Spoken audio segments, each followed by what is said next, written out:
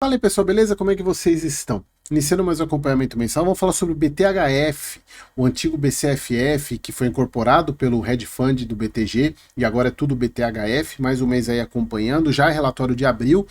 E antes de começar o relatório, aquele pedido, não deixe de curtir. Vocês devem estar cansados de ouvir isso, mas eu continuo insistindo para vocês me ajudarem.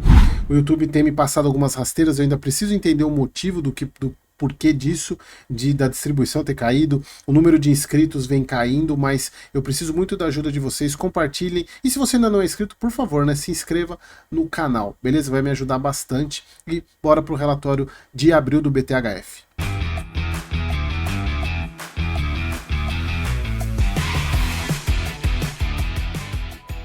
Então vamos lá, pessoal, relatório de abril. Aqui, pessoal, um ponto muito importante. O fundo, o BTHF, se a gente for pegar, olha só, cota patrimonial 10,16, cota de mercado 7,62. Se a gente for pegar a cota de hoje, olha só 8,45, mas olha só o quanto que ela valorizou já. Se for pegar lá no começo do ano, estava 6,60. Ele valorizou quase 30%. Ou seja, o que isso está mostrando? Que o fundo, como o BTHF é quase um FOF também, ele é um hedge fund, mas ele tem uma boa participação em fundos de fundos, isso significa que o valor patrimonial dele também subiu. E é aqui que a gente vê os duplos descontos, né? Porque ainda a gente está com deságio em relação ao patrimonial. Porém, se você pegar os patrimoniais passados, antes era 9 e vem subindo o patrimonial. Por quê? Os ativos do fundo, como que é o valor patrimonial de praticamente de um FOF, ou de um fundo que tem muito papel, tanto fundo imobiliário quanto CRI, ele é a soma dos valores de mercado dos ativos que tem dentro. Então, se você sobe o valor de mercado desses ativos, o valor patrimonial do fundo também sobe. Então, percebam, ele continua com deságio, porém ele se valorizou 30%, porque a cota patrimonial subiu também, e aqui a gente vê uma daquelas explicações que a gente vê vários fundos de fundos colocarem aquele upside potencial, que é o duplo deságio, que é o da cota patrimonial mais os ativos que tem dentro dele. A gente vê uma baita valorização e ainda assim o fundo continua com deságio. Para vocês verem que a gente ainda tem oportunidades, mas as oportunidades diminuíram muito, muito, muito. Então aqui falando que foi um mês importante para o BTHF, não apenas pelo bom desempenho da cota secundária, mas o fundo entrou no IFIX, e isso ajuda também na liquidez, ajuda também o fundo a... Isso assim, no curto prazo é mais a questão de liquidez, e também o fundo acaba entrando em outros fundos, porque tem fundo de investimento que só investe em fundos imobiliários que participam do IFIX. Então agora o BTHF entrando no IFIX, ele pode participar de outros fundos, né, e acaba melhorando a sua liquidez. Eles falam que esse tipo de evento tende a gerar no curto prazo uma demanda adicional por essas cotas, e aí falando dessa questão de outros fundos aí que podem comprar o BTHF agora. Eles falam, mais relevante do que a entrada em si é o conjunto de fatores operacionais e estratégicos que sustenta esse avanço. Aí falando aqui, dando uma puxada de sardinha para a gestão do fundo.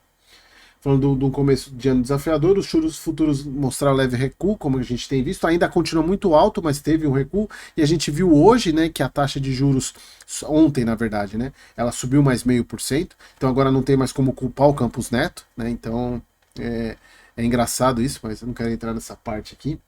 Falando sobre o mercado de lajes corporativas de São Paulo, que atingiu menor vacância desde o início da pandemia, olha só, demorou também 5 anos, né, para voltar ao que estava antes. Isso é muito bom. Parte macro vou passar, porque vocês estão sabendo de tudo.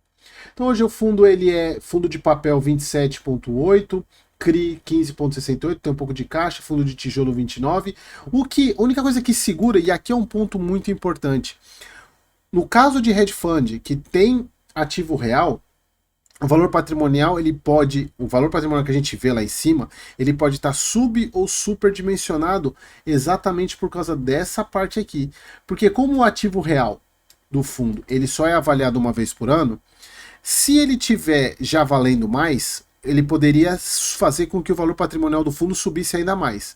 Porém, se ele tiver essa parte, o imóvel estiver desvalorizado, ele deixa o valor patrimonial subiu mais do que deveria, porque ele tem uma parte que ele não era para ter subido tanto ou até reduzir. Então, parte de ativo real, ela segura o valor patrimonial, tanto de subir mais quanto de cair.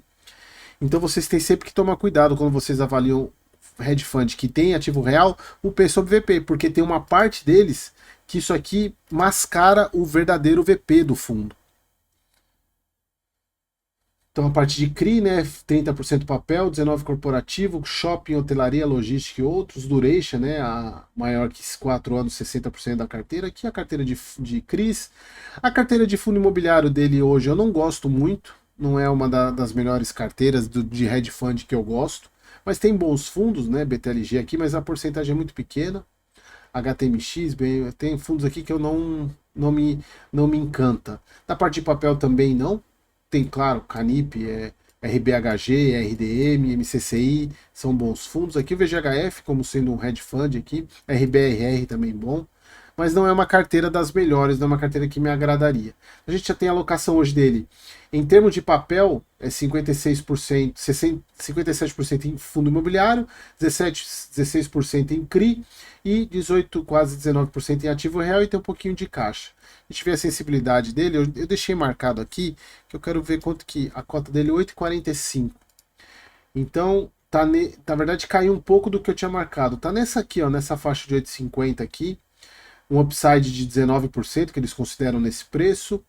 Parte de CRIs aí, um yield IPCA 12,3, CDI 3,7. Na parte de tijolo aí, um upside de 44%, de papel 29%. Deixa eu ver aqui a queda, né? Fundo gerou aí, aqui na parte, gerou 85, 8,5, pagou 9,2, mas está tranquilo para manter esse dividendo aqui, porque ele tem reserva aí para poder manter esse guidance aí de 0,92, quer dizer, 9,2 e 9,8, então tá super tranquilo ao meu ver. Beleza, pessoal? Então mais um mês aí acompanhando o BTHF, ele valorizou bastante, mas ainda com deságio, aí cabe a você decidir se vale a pena ou não. E se você quiser saber a minha opinião sobre o BTHF, seja membro da comunidade, link aqui na descrição. Beleza, pessoal? Não esqueça de curtir esse vídeo aí. Aquele abraço.